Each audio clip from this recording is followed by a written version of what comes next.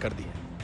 इस समय हम लोग वॉक्सॉल में हैं, जो लेविव का मुख्य रेलवे स्टेशन है, और बड़ी संख्या में लोग अब यहां पर आ रहे हैं क्योंकि वो यहां से निकल जाना चाहते हैं। यहां पर एक फ्यूल का, एक पेट्रोल का, ईंधन का एक बहुत बड़ा जखीरा जो आया था और इसी युद्ध के लिए उसको ध्वस्त किया गया। अगर आप जैसे ही मेरे पीछे देखें तो लोग यहाँ इकट्ठा हो रहे हैं क्योंकि यहां से वो निकल जाना चाहते हैं किसी सुरक्षित स्थान पर। अब तक लवीव को खासा सुरक्षित माना जाता था, लेकिन बीती रात के हमलों के बाद अब कहा यह जा रहा है क्योंकि पोलैंड से जो रसद सामग्री और रक्षा के उपकरण आ रहे हैं उसका एकमात्र मार्ग यही है और इसीलिए अब इसको भी रूस निशाना बना रहा है।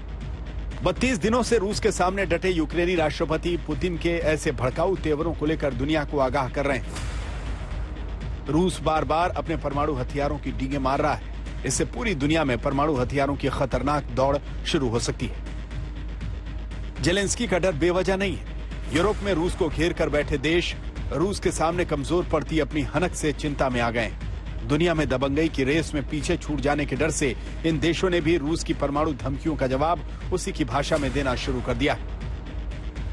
नेटो सिर्फ एक सुरक्षात्मक गठबंधन नहीं बल्कि एटॉमिक गठबंधन भी है। अगर यूक्रेन के खिलाफ रूस ज्यादा खौफनाक हथियार इस्तेमाल करता है तो इससे युद्ध का पूरा स्वरूप ही बदल जाएगा, और अगर ऐसा होता है तो मैं गारंटी देता हूं कि नेटो भी उसी तरीके से जवाब देगा।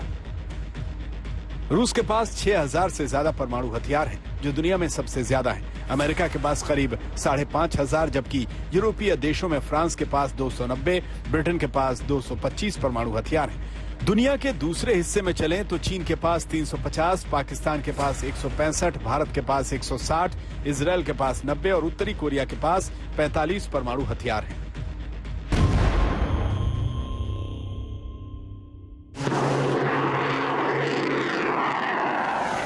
इन 9 देशों में से भारत, पाकिस्तान और इजराइल को छोड़कर बाकी सब अमेरिका और रूस के खेमों में साफ साफ बटे। यानी एक परमाणु बटन दबा तो कम से कम 5 बटन दबने तय।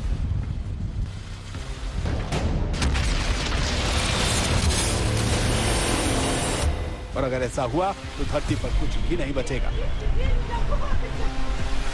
इस माहौल में किम जोंग ने हाल ही में 6500 किलोमीटर तक मार करने वाली अपनी भारी भरकम मिसाइल का परीक्षण किया है।